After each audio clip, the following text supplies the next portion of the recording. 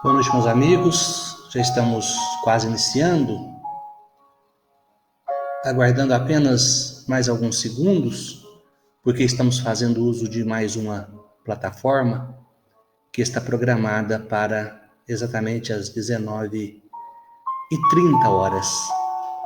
Enquanto isso, vamos nos preparando, ouvindo um noturno de Chopin, acalmando os nossos espíritos, os nossos ânimos.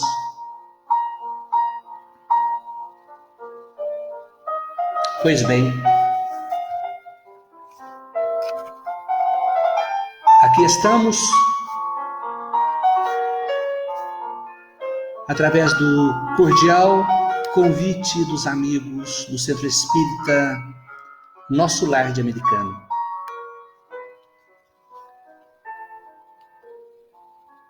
Aos coordenadores da casa, envio o meu abraço, o meu agradecimento pela gentileza do convite. E aos amigos, todos os companheiros que agora estão conectados conosco nesta mesma sintonia. Vamos aproveitar um instante e, antes de darmos início às nossas reflexões da noite, façamos uma prece. Uma prece de agradecimento a Deus pelas oportunidades tantas que temos, inclusive na atualidade de podermos nos conectar com os companheiros através desse sistema eletrônico, onde podemos encontrar com todos e tocar o coração de cada um e sermos igualmente tocados, uma vez que os sentimentos não encontram barreiras no tempo e no espaço. Obrigado, Senhor.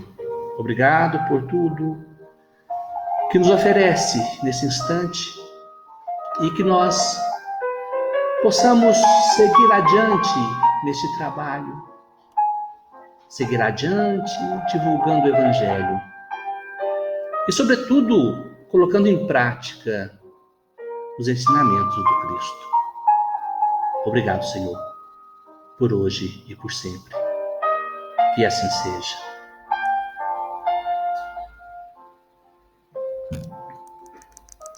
Pois bem, meus amigos, aqui estamos e, como propusemos, a nossa reflexão da noite, a ciência da paz. Sabemos nós que a história do homem se perde na noite dos tempos. Desde muito tempo, o homem, criado simples e ignorante, se desenvolve, buscando meios de encontrar algo mais que venha a preencher este vazio existencial, que por vezes se agiganta, que por vezes desnorteia, e o homem sofre as consequências da sua própria insensatez. No primitivismo, buscando apenas e tão somente tratar dos seus instintos básicos, alimentação, sobrevivência e reprodução, o homem tem a sua natureza voltada para a satisfação das suas sensações. Mas o tempo passando, o homem se volta para outros valores, uma vez que os sentimentos começam a se manifestar gradualmente, de uma maneira quase que imperceptível, mas aos poucos vão tomando forma. E aquele ser devidamente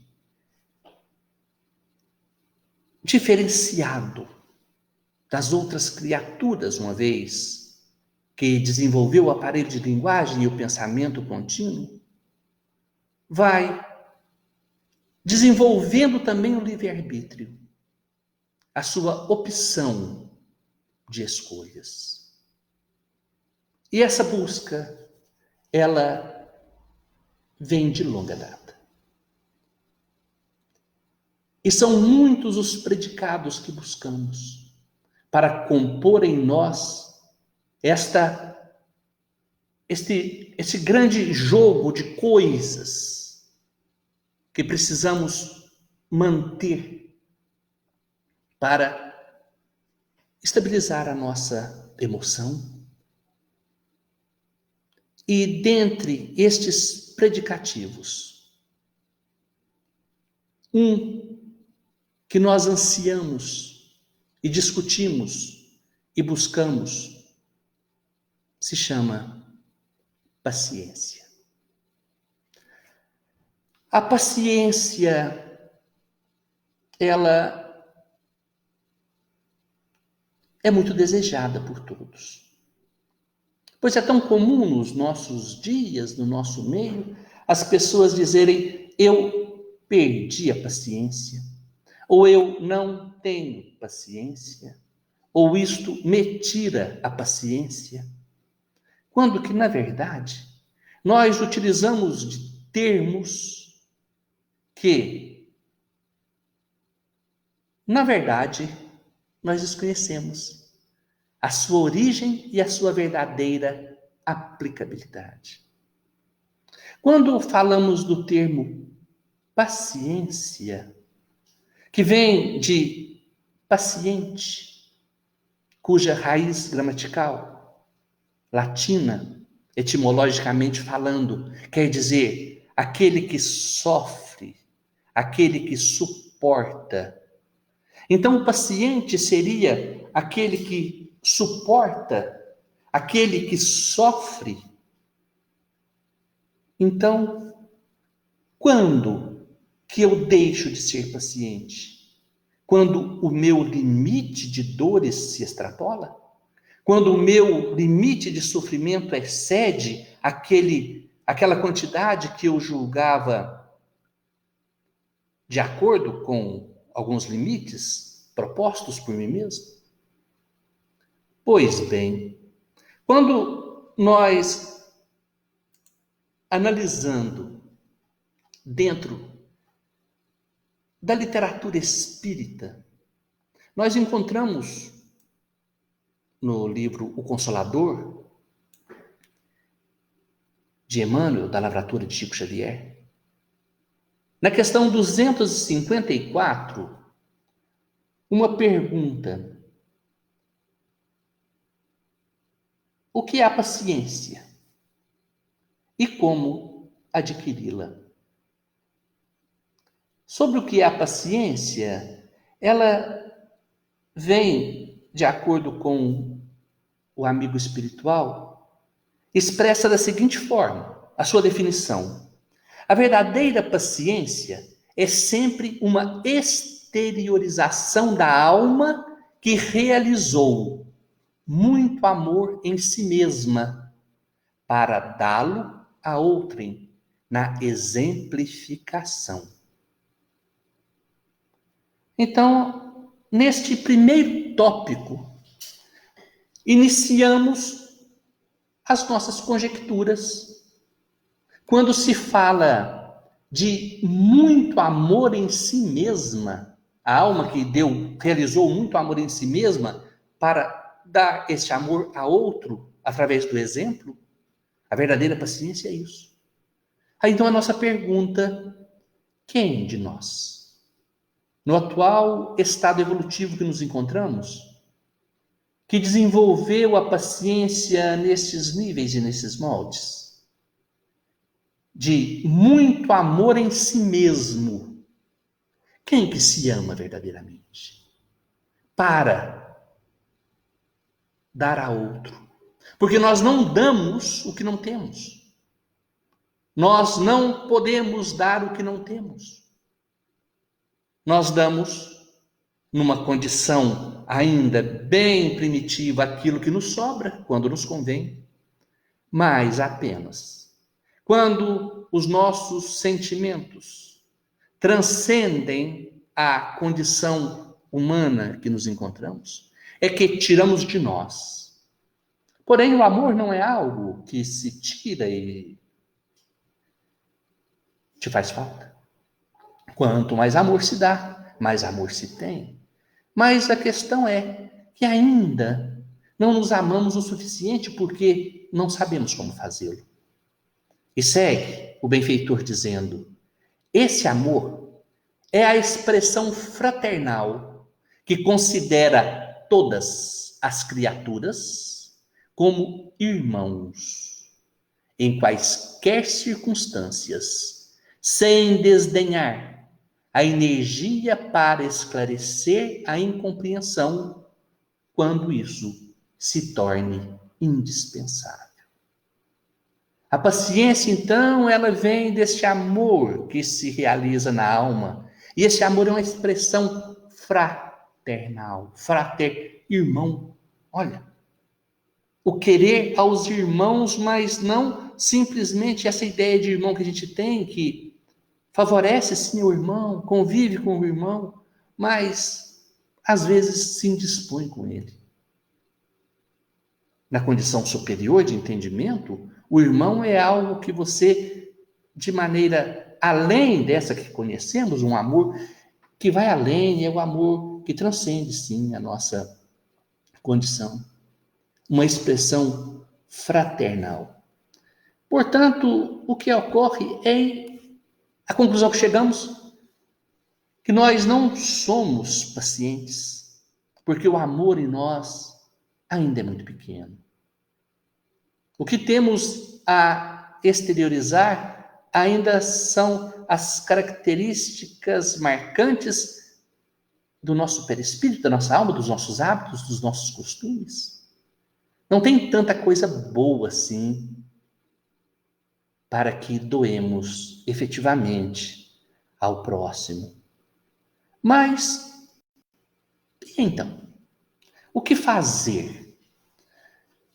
Nós podemos partir de um princípio que é a nossa certeza, que Deus fez o homem à sua imagem e semelhança.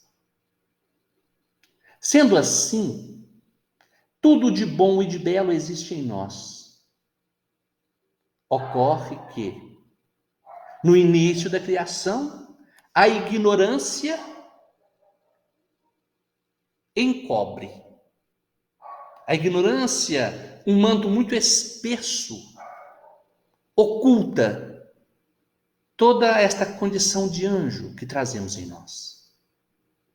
O tempo passa, desenvolvemos a razão, e esta razão traz consigo vícios. E esses vícios vão ofuscando também estas qualidades inerentes ao ser, ao espírito, imagem e semelhança de Deus. Podemos dizer que vivemos nas trevas. Na treva da nossa ignorância, na treva da nossa leviandade, nas trevas dos nossos devaneios. Isso não é hoje.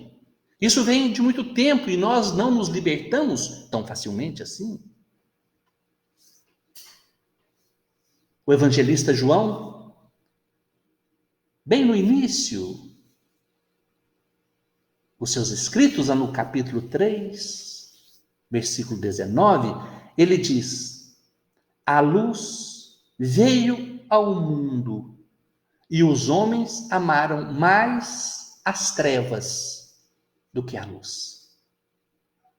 João refere-se aqui ao Cristo, a luz, a verdade. Chega a luz ao mundo, mas esta chegada da luz não se refere apenas e tão somente à encarnação do Cristo e ao seu curto espaço encarnado entre nós. Esta luz que veio ao mundo, veio e o exemplo aqui está firmado.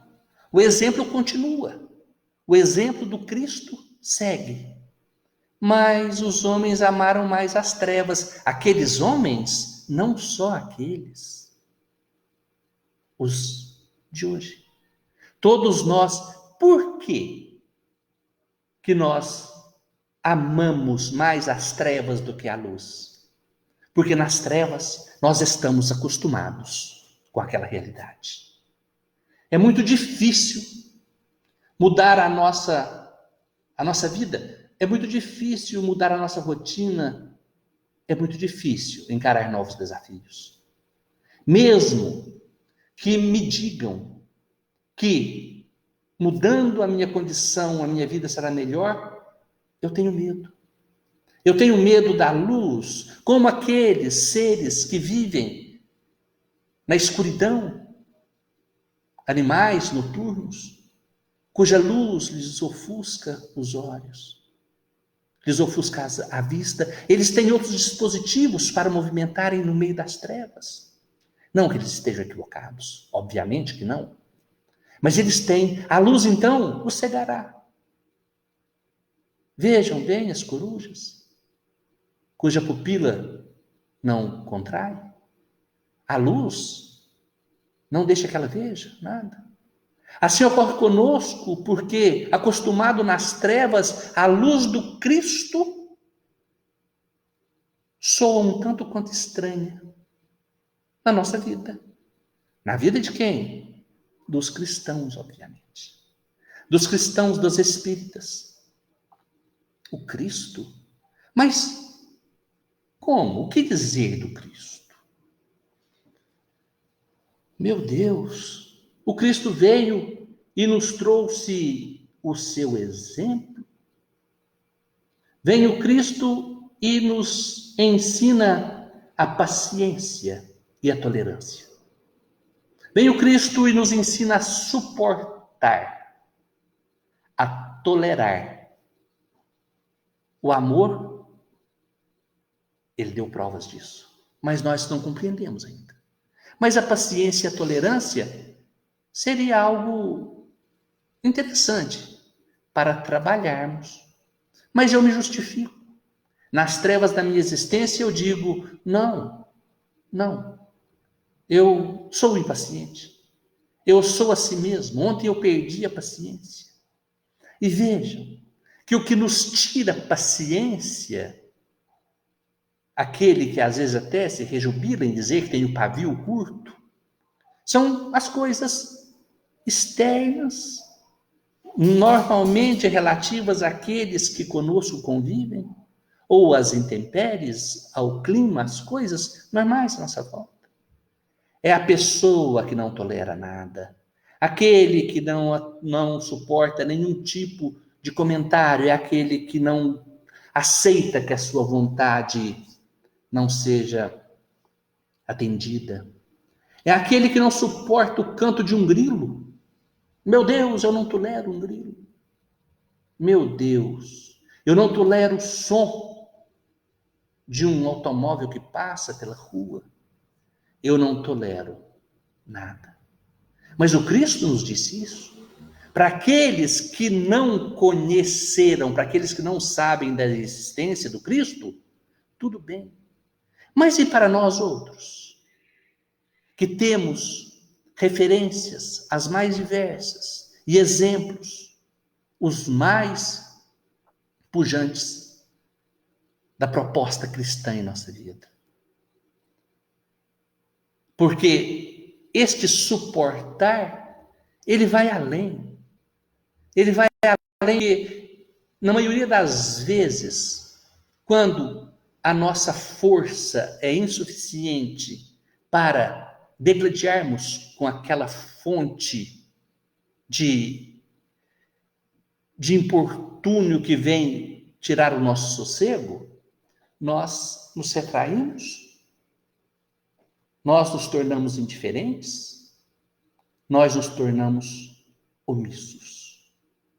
E às vezes até se confunde uma pessoa fria, na base do sentimento, com uma pessoa paciente.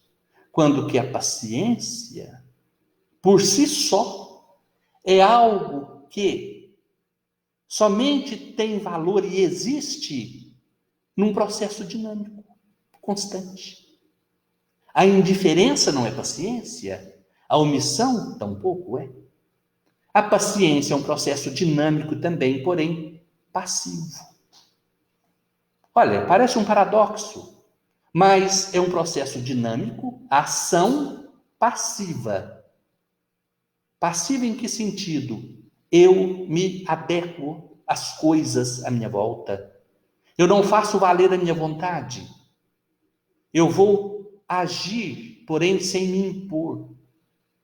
Porque Emmanuel também diz no livro Caminho, Verdade e Vida, que Jesus nos ensina paciência e tolerância, porém, ele nunca determinou aos seus discípulos que estabelecessem algum acordo com os erros que infelicitam o mundo.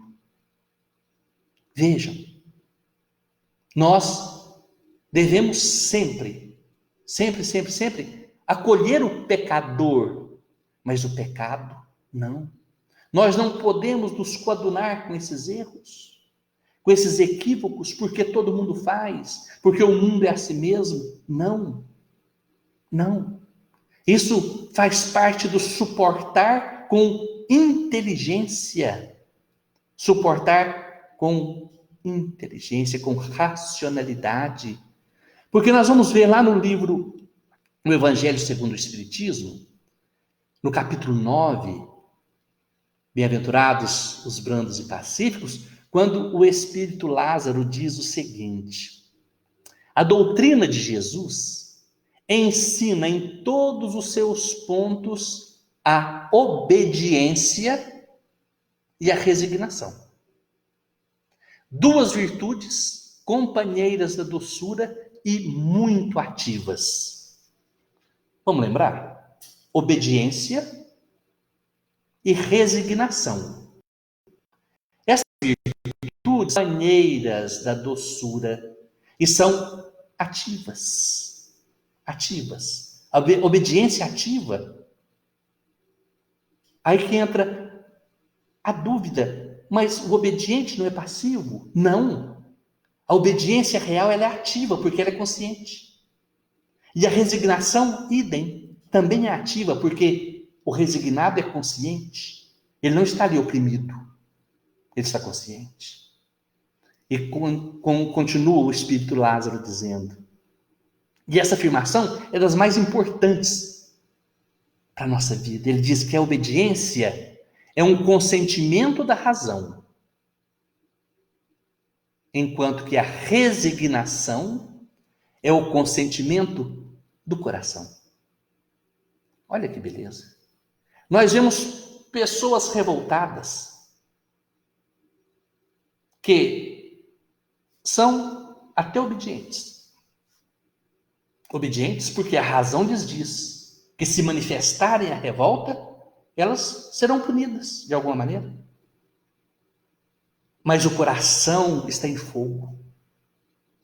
Aquela angústia, aquele sofrimento, o trabalho que desempenha nunca é de melhor qualidade. Sempre é uma pessoa amarga, sempre trazendo problemas para o relacionamento com qualquer pessoa que seja. Enquanto que, vejam bem, a obediência ativa a nível da razão, atrelada à resignação, que é do coração, faz com que a pessoa compreenda a necessidade de se sujeitar aos ditames da vida. Eu vou ficar aqui quietinho, aceitando tudo. Não é aceitar tudo, não é agir com tudo.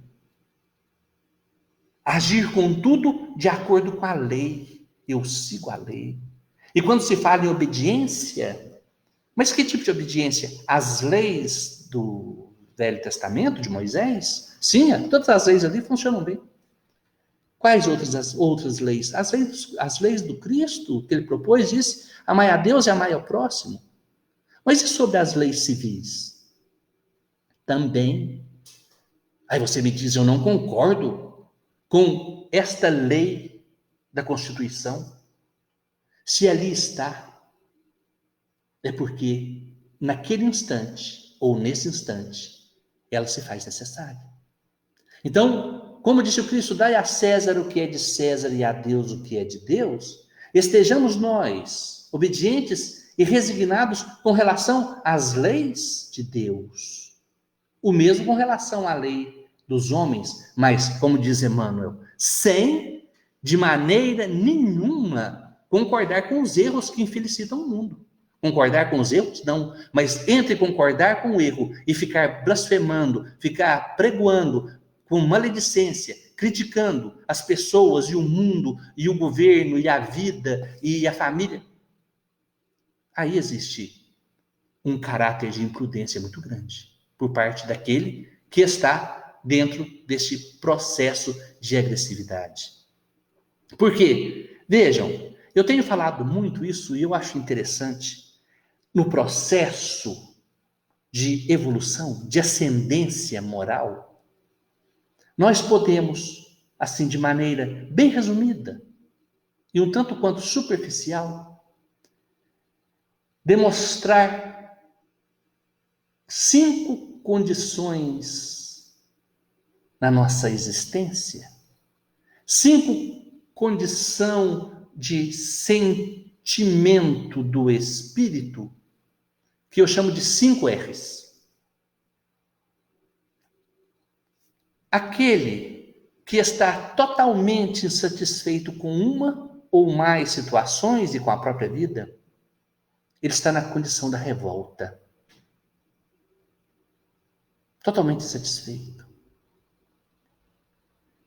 Quando reduz um pouco aquela tristeza, aquela angústia, aquela dor, ele entra na fase da rebeldia. O rebelde, que diz, eu sou assim mesmo. E eu vou fazer assim, e vou seguir assim. E o mundo, esse universo tão grande, nem toma conhecimento. Quando nós pensamos que ir contra a lei é um trabalho fácil, nós vamos vendo a cada passo que a reação do mundo para com a nossa rebeldia é muito intensa. É de igual valor e intensidade em sentido contrário. A reação para aquela ação. E a partir da rebeldia, quando, depois de muito sofrer, depois de sofrer as reações do mundo em relação às nossas ações tormentosas, nós entramos na fase da resignação. Olha o outro R, resignação. Então, ali eu fico resignado, eu aceito as imposições. Depois de tudo isso acertado e definido no meu ser, eu passo para a fase seguinte, a fase da renúncia. Progresso efetivo, moral, só se dá com base na renúncia. As renúncias de tudo. Aquilo que para a gente é tão importante, de ordem passional, as nossas paixões, o nosso gosto pela matéria. Vamos renunciando. A nossa personificação, ao nosso eu, ao nosso ego. Quando o eu diminui para que o Cristo cresça. Eu que faço tanta questão das minhas vontades, eu vou renunciando a isso também. E o Cristo se manifesta, então, na fase seguinte, no R seguinte, no R da redenção. No R da redenção. Por isso, nós pensamos, tá bem, até aqui, tudo que nos disseram faz muito sentido. Mas são propostas belas, simples e praticáveis. Mas nós precisamos de algo mais próximo da nossa realidade. Foi então que, num jogo de palavras, que me perdoem os catedráticos da gramática, aos filólogos, eu peguei a palavra paciência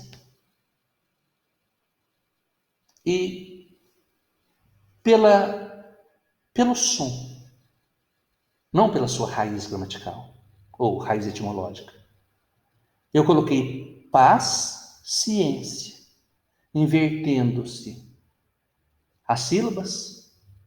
Eu encontrei um termo que faz bem sentido para nós. A ciência da paz. A ciência da paz, porque vejam, o que nós buscamos, na verdade, é a paz. Eu penso que muito dinheiro vai me trazer paz. Quando por acaso ou porventura eu tenho aquela quantidade especificada, eu digo, não, eu não estou com a paz suficiente, eu preciso de mais um pouco.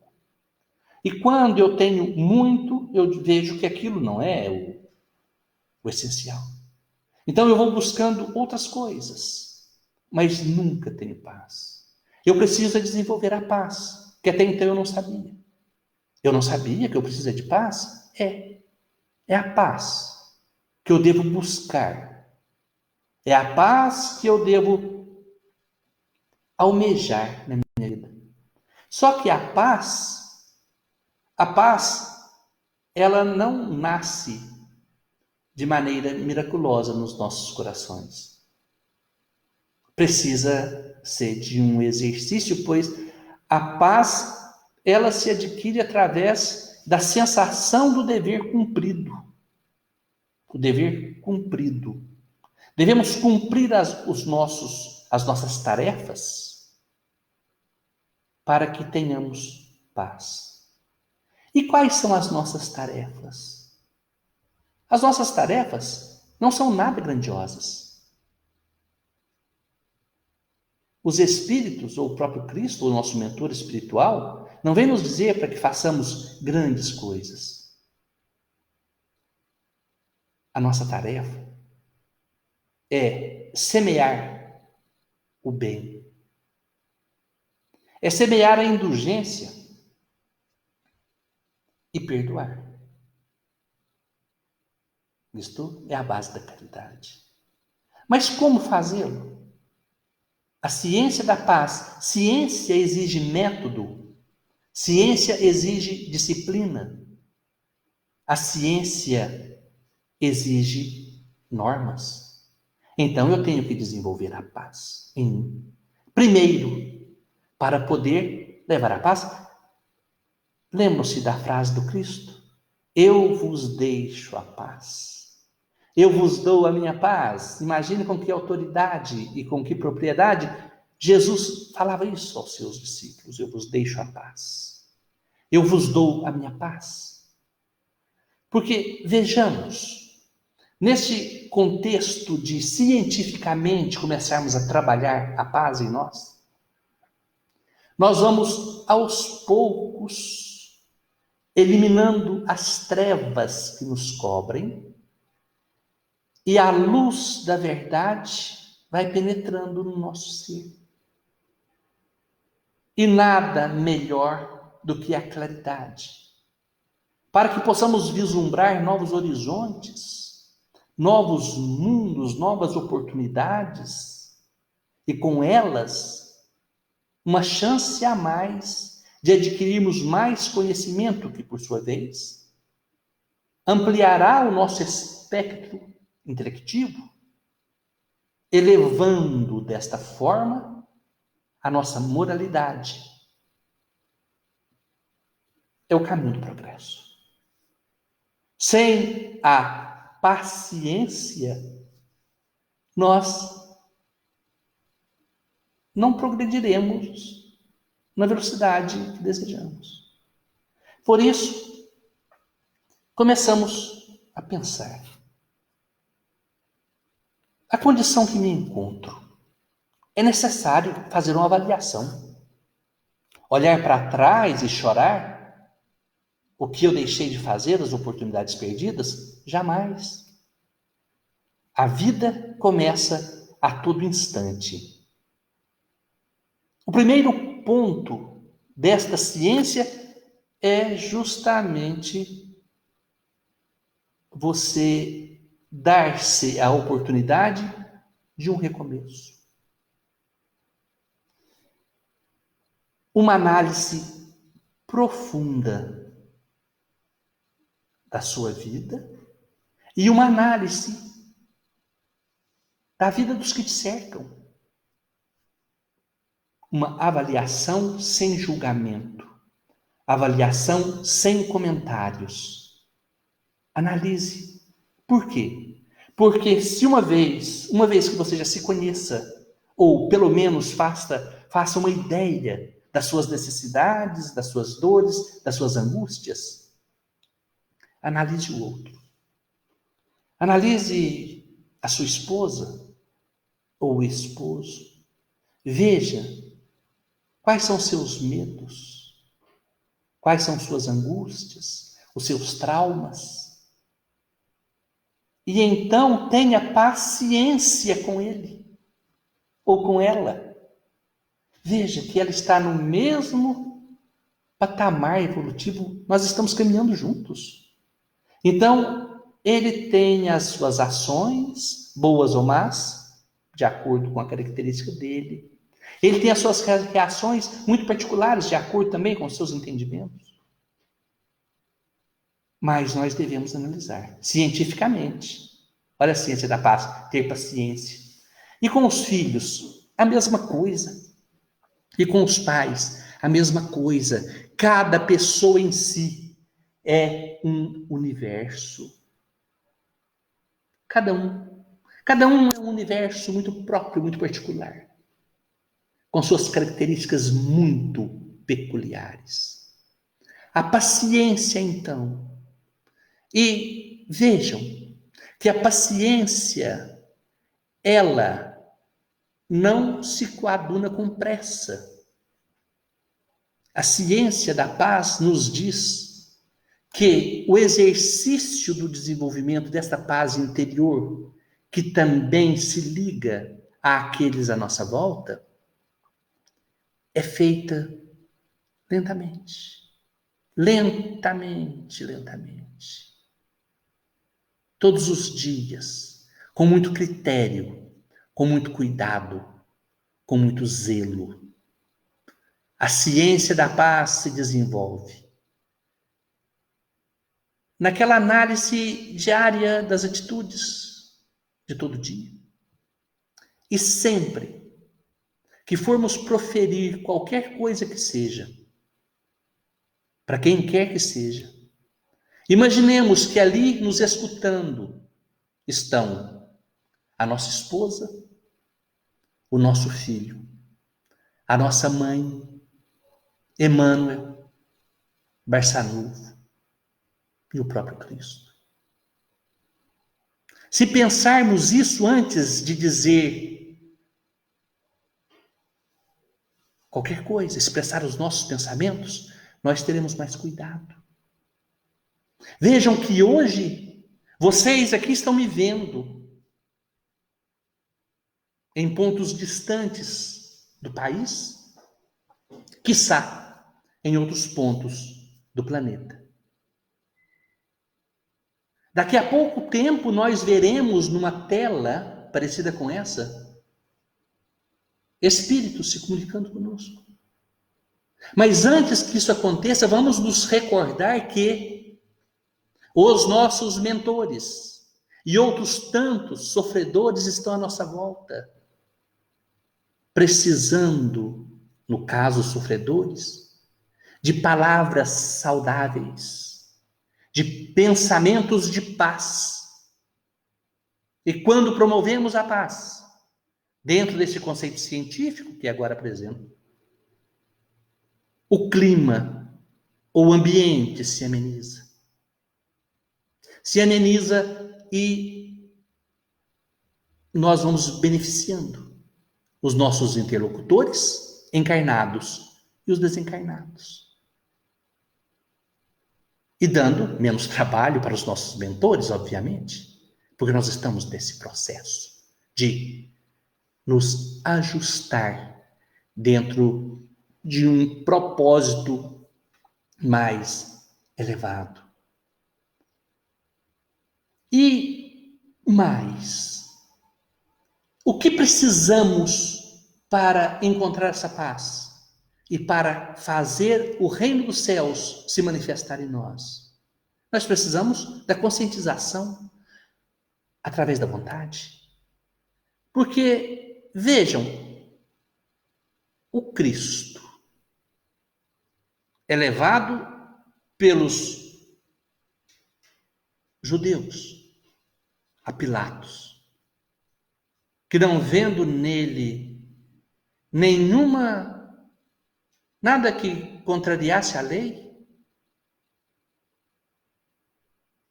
Pilatos lava as mãos. Este gesto se tornou um adágio popular, lava as minhas mãos.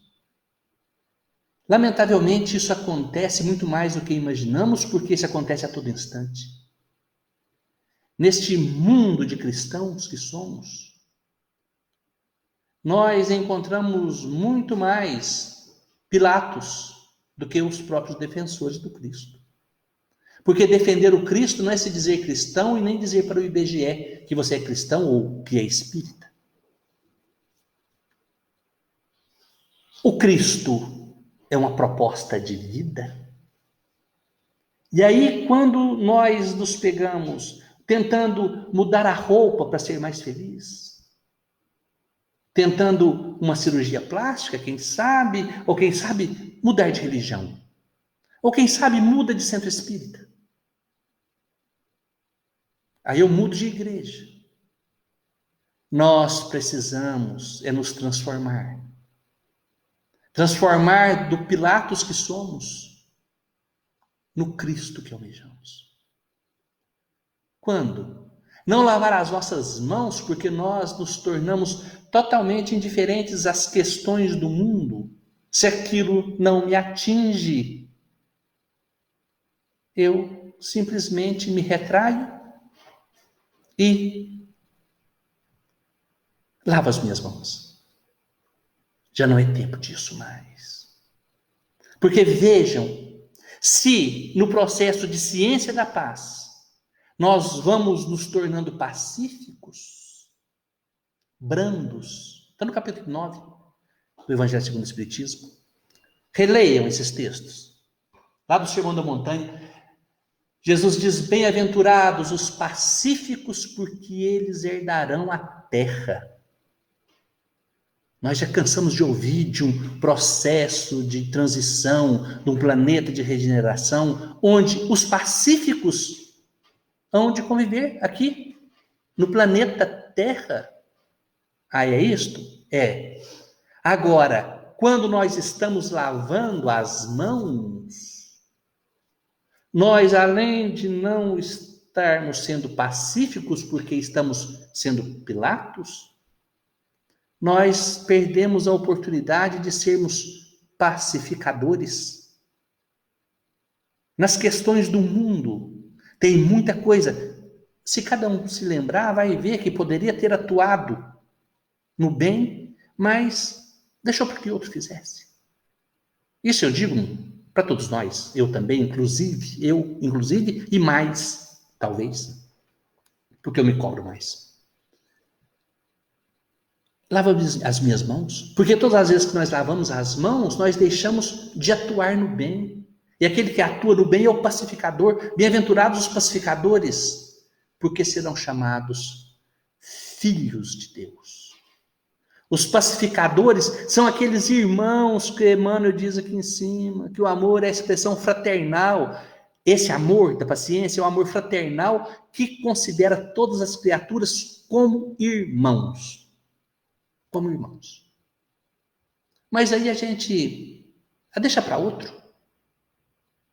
em tempos de isolamento para uns, de ressignificação de valores para outros, de introspecção para outros, o que nos custa dar um telefonema para alguém? Não, mas eu lavo as minhas mãos, outros telefonam. Em tempos de vida corrida, o que me custa ser gentil com as pessoas à minha volta? Não, eu não tenho tempo nem para gentilezas, nem talvez para dizer bom dia. Outros dirão, eu estou lavando as minhas mãos. Eu estou perdendo a oportunidade de viver no mundo. Eu estou perdendo a oportunidade de viver. A vida é para ser vivida. O tempo não é para ser passado em vão. Passa tempo. Esta pressa, nossa, ai meu Deus, essa palestra que não acaba, ai meu Deus, essa tarde que não chega ao fim, ai meu Deus, que noite longa, ai que semana comprida, ai que mês que não acaba, que ano terrível. A sua pressa é do quê? Para onde você está indo? Falta paz, né, no coração. Quem não tem paz não está satisfeito onde está. Porque quem está em paz se contenta com qualquer hora do dia, com qualquer lugar que esteja e com qualquer dia da semana.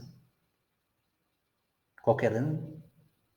Esta paz que precisamos buscar, mas como? Através dessa ciência, eu tenho que projetar em mim. Exercício primeiro, eliminar a maledicência. Não falar mal do que quer que seja. Não falar mal do que quer que seja. Se não tem coisas boas a dizer, silêncio. Que sermão, me parece. Estou parecendo um pai aqui, falando. Eu estou falando isso para mim, gente. Pelo amor de Deus. É hora. É hora de ressignificarmos esses valores. Todo mundo fala, todo mundo. Eu não sou todo mundo. Eu não posso falar. Trazer a paz para dentro de mim, a paz para o meu lar, a paz para o meu ambiente de trabalho. Aquele que não usa da maledicência está um passo à frente, porque ele está em paz. E mais, para as questões do mundo, como disse o Cristo, no mundo tereis aflições. É claro, aqui não é colônia de férias, aqui não é um parque de diversões. Nós viemos aqui para aprender. Mas se tivermos a consciência de desenvolvermos a resignação, a compreender com a razão e com o coração, a obediência e a resignação, fica muito fácil. Vejam como a nossa vida se torna propensa à tranquilidade quando paramos de nos preocupar com a conduta de quem quer que seja. Nossa, fulano não está agindo bem. Não sou eu. Eu posso ajudar em alguma coisa? Não. Onde não pode ajudar, não te demores. Mas não critique. Então, dentro deste conceito de agir, nunca lavar as mãos, onde você pode ser útil, seja. Não fique olhando os outros fazerem as coisas que você tem a oportunidade de servir. Não olhe. Não olhe. Faça. E com as pessoas à sua volta, olhe agora a ciência da paz. Seja indulgente. Porque aqueles erros que eles cometem, nós cometemos no passado ou quiçá no presente, ou podemos cometer. Não devemos apontar o dedo para quem quer que seja. Todos estamos propensos a cair nas mesmas armadilhas, portanto, sejamos nós indulgentes. Vamos pegar as pedras que atiramos naqueles que se equivocam e vamos depositá-las no chão da nossa existência.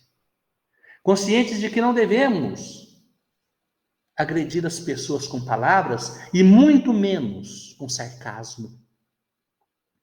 O sarcasmo dói muito mais do que uma dura crítica. E nas questões naturais da vida, vamos em frente. Como muito bem diz José Saramago, não tenhamos pressa, mas não percamos tempo. É caminhar. Caminhar para o mundo, caminhar para frente, caminhar para Deus, mas caminhar com inteligência. Não é simplesmente deixar a vida levar. Eu tenho que caminhar para que eu tenha méritos no meu progresso. As ferramentas estão todas à nossa disposição e o campo da sementeira é muito grande. E hoje nós já temos as informações necessárias sobre quais sementes semear.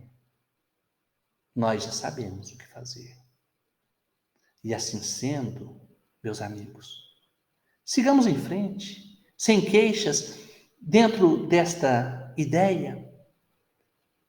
Faz um tempo, eu vi um exemplo que muito bem se enquadra nesta condição de ir em frente. É uma relação que se faz com o curso de um rio. Todo rio nasce pequeno. Nasce muito pequeno, quase que invisível, no meio das rochas, e segue seu curso. No primeiro instante da sua existência, já serve para dessedentar os animais à sua volta e para servir às raízes das plantas que enfeitam a sua caminhada. O rio segue e naturalmente recebe aqueles menores que a ele se achegam. Ele não tem nenhum constrangimento em aproximar-se de um outro grande rio e misturar-se com aquelas águas. E vai, segue. Se existe um obstáculo, o rio não se queixa, ele o contorna. Ainda que tenha que caminhar muito para voltar quase no mesmo ponto, ele vai sem queixas, abençoando os lugares por onde passa, com a sua água viva, levando a vida. O rio vai detido pelas margens. As margens é a lei. Não fosse pelas margens, o rio deixaria de ser rio e não teria uma direção. Por isso, o norteamento nosso deve se basear nesses parâmetros das leis de Deus, das leis que não são impostas. Resignadamente, seguir, o rio segue e vai. Mais outro obstáculo, ele contorna. Se por acaso algo contaminante cai nas suas águas, no processo de autodepuração ele se limpa, ele segue. E se porventura chega num abismo, o rio se lança numa cachoeira, sem medo, porque sabe que o leito feito por Deus o acolherá. E mais adiante ele chega, até que então, enfim, encontra o mar. Encontra o mar e ali ele abraça aquele mundo de água, aquele mundo hídrico que o envolve para, no instante seguinte, através dos raios do sol, transformar aquela veia líquida em vapor de água, que, movido pelo vento, volta para as pradarias, para as montanhas, e na forma de chuva. Novamente, recomeça todo o trajeto, abençoando os seres da criação, abençoando as plantas que lhe sejam, os animais Que da água necessitam os insetos que por ali balbuciam. O rio. A nossa vida é um grande rio. E bem-aventurados seremos se tomarmos consciência do que somos, da pequenez nascente das nossas vidas. E com carinho e afeto recebermos a nossa convivência, todos que se apresentem, e que não tenhamos o orgulho de nos aproximar daqueles que são maiores e caminhar com eles, contornando obstáculos, enfrentando desafios, saltando nas cachoeiras da incompreensão muitas vezes, com a certeza de que Deus nos amparará. Prossigamos. O grande mar da vida é a espiritualidade, ali nós entraremos, mas nós retornaremos. Retornaremos num bafejo de vapor que novamente se encarnará. Noutro lugar, noutra condição, mas com o mesmo propósito. Se assim pensarmos, agiremos então pela paz. Bem-aventurados os pacíficos, porque herdarão a terra. Bem-aventurados os pacificadores, porque serão chamados filhos de Deus. Somos nós, os filhos de Deus, e nós somente teremos consciência desta verdade quando nos entregarmos de corpo e alma a esta vida linda e radiosa que nos recebe, que nos motiva. Meus queridos amigos, companheiros do ideal espírita, meus irmãos de caminhada, cujo coração me sustentam, muito obrigado. Muito obrigado por essa noite de luz na minha vida. E que esta ciência possa ser estudada por todos nós. É uma ciência que se estuda só. No íntimo das nossas noites, no nosso coração. Qual a forma mais prática de desenvolver esta metodologia para trazer para mim a paz? E ela estando comigo, eu poderei dizer paz. Jesus abriu